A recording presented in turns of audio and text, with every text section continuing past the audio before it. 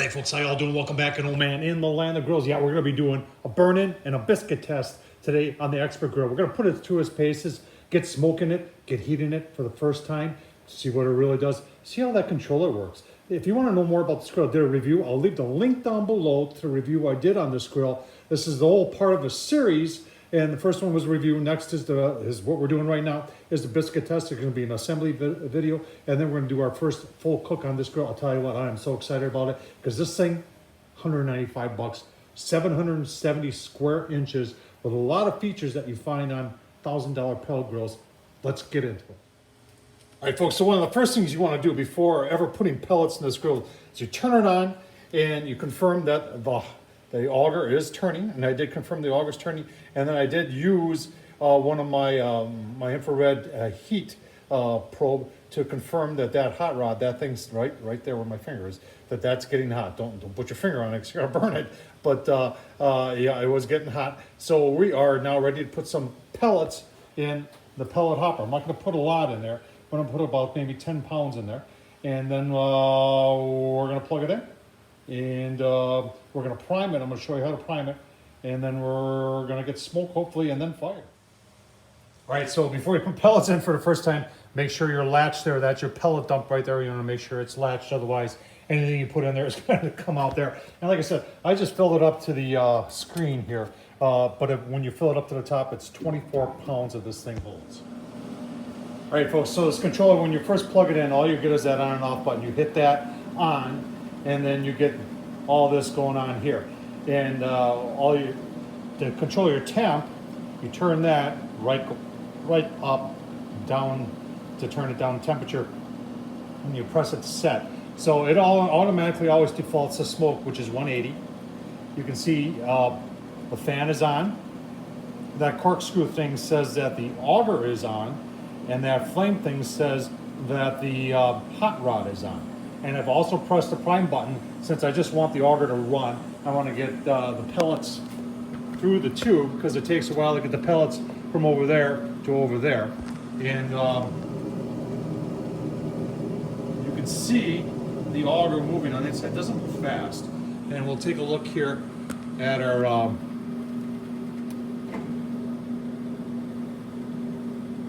yeah, you can see our yep, hot rod's getting hot, and that's what starts it. And you might have to do, because that hot rod's on a time cycle, so once I get pellets into the burn pot, I'm going to shut things down, unplug it, plug it back in, and start it up as if it's normal. And that way it won't get confused, because right now it's trying to start pellets that aren't there. Now, in the instructions, they say you could put a handful of pellets in there that help, but I prefer to make sure that my pellets are all the way filled up to that auger that takes it in there, and that takes a couple minutes. You just have to be patient. All right, if you're also wondering, they do have a quick start guide that's in the owner's manual for this pellet grill. All right, so there's our first pellets.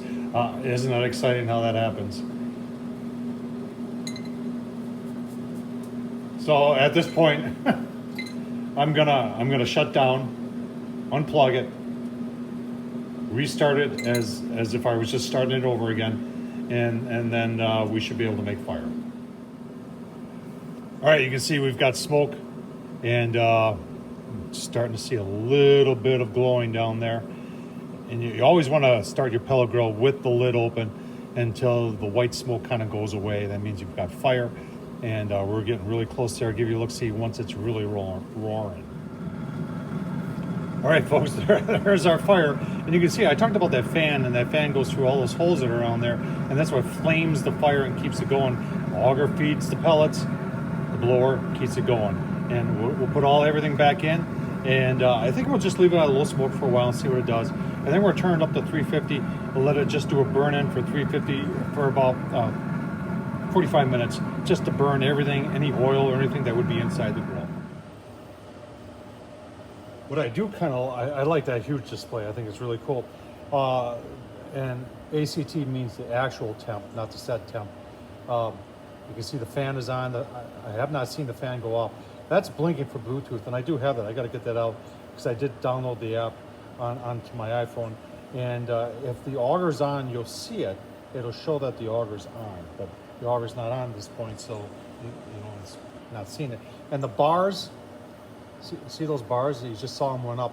So those bars refer to temp, and the hotter it is, the more of those red bars you have. It's just a really pretty cool type controller there. All right, so here's the Expert Grill app, and I didn't have to really do anything, folks. I just downloaded it off the App Store, and when I was out here at the grill, I just brought this up. It found the grill, I pressed onto it, and then it showed me that pretty much, and I can control the temp by just sliding this over. So if I slide this over, like 280, then it's going to say that it's, yeah, there's a set point, 280, that's actual. So that is, and then you've got your probes here. It's telling you what's going on with the grill. I think that's, I think it's pretty cool. And we do have some smoke rolling right now out of the back vents. That's pretty cool too. We'll just keep on monitoring, give you some look-sees as we do the burn-in and biscuit test. All right, you can see I got set at 285 and it bounces all over the place. That took about 7 minutes to go from the 180 setting, 200 degrees, 205 degrees up, but it did work. Now we're gonna take it to 350 and we're gonna let it sit there for about 45 minutes. I do have 2 pucks inside the grill that'll show temp, and once I get it stabilized at 350, well, that's 355, hope that's 340. Now I'm just confusing things. There we go, 350 set. You can also use the plus and the minus. So once we get things normalized at 350, we're gonna let it sit maybe 15 minutes. I'll give you a look at those pucks and see what the temp is. Do the burn-in, like I said, 40-45 minutes, and then we'll do the biscuit test. But so far, I am impressed with that little controller. All right, folks, set at 350. That jumps around a lot. You can see it doing it right now. You can see it goes down to 340. We give it a couple seconds here, it'll go right back up to 350. So it's kind of all over the place. It looks like it's pretty much 10 degrees. Doesn't really go much over 350. It has been wandering right around the 340, 350 mark. You can see right now the auger is off. I really do like that feature where it shows you if the auger's on. It always shows the fan. The fan always goes on, stays on this grill, which is good. Let's take a look. I've got my Oklahoma Joe pucks in there. And you can see this side, left side is 400, almost 425. And this side is closer to that 350. Remember that temp gauge is up at the top of the grill, way up there. You can see it. So I would imagine that's why there's such a variation in temps here. But you know, we're going to do a biscuit test anyway.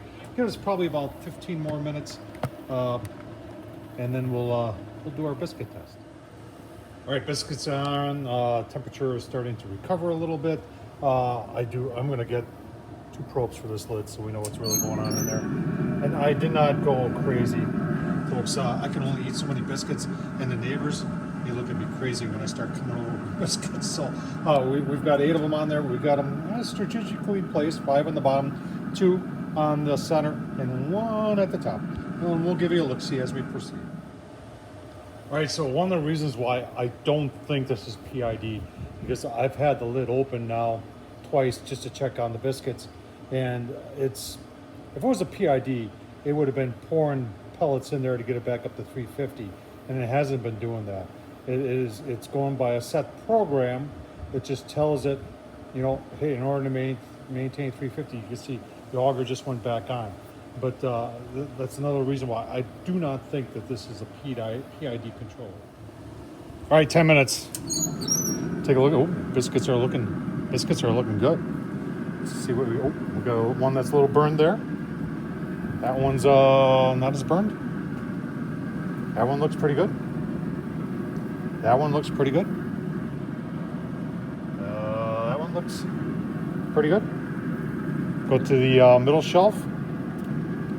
Middle shelf, okay, about the same. And then the top shelf, hot. That's top shelf. So keep on going here. These biscuits are just about done. Now you can see we got a hot spot right there, but everything else is pretty consistent. All right, here's another reason why I don't think this is PID. I got it set at 350, and you can see what it's doing. It just is not responding as a PID would do. So, in my opinion, this is not a PID. That doesn't mean it's. I mean, it's a $300 pellet grill that I got for 200 bucks. I wasn't expecting PID, but they did use PID in their owner's manual, and it was very vague. And I'm calling them out on that. This is not a PID. All right, these biscuits should be about done. You can see our burned one, still burned. Other ones though, yeah, they're done. Nice looking biscuits. So we're gonna, and I'm gonna sneeze. Sorry about that. Take these off, and then we're gonna cool this grill down and give you a look-see on the inside and see how everything did. All right, let's take a look inside the grill here. Here's your flame tamer, and it looked like it held up well. 350 was the highest we went. There's our burn pot. Let's see how that did.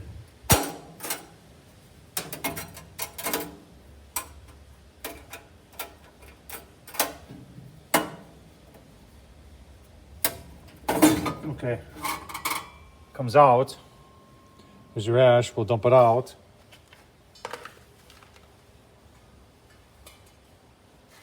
And back in we'll go.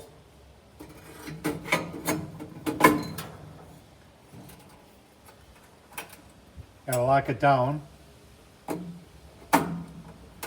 doesn't appear to be in all the way. Let's see if we can lock down the other side first. Yeah, that side went. That side went too. Okay, so that's it. There is some more ash out there, and that's what that door is for, but I'm going to vacuum it up instead. So all in all, we didn't go high heat. 350 was all we went, and it did pretty good. No problems here. So Tom Horsman at YouTube, thumbs up, leave a comment. Did the biscuit test. It turned out pretty decent. $200 pellet grill, folks. $300 regular. I think it's doing a great job. Leave a comment. Thanks for watching.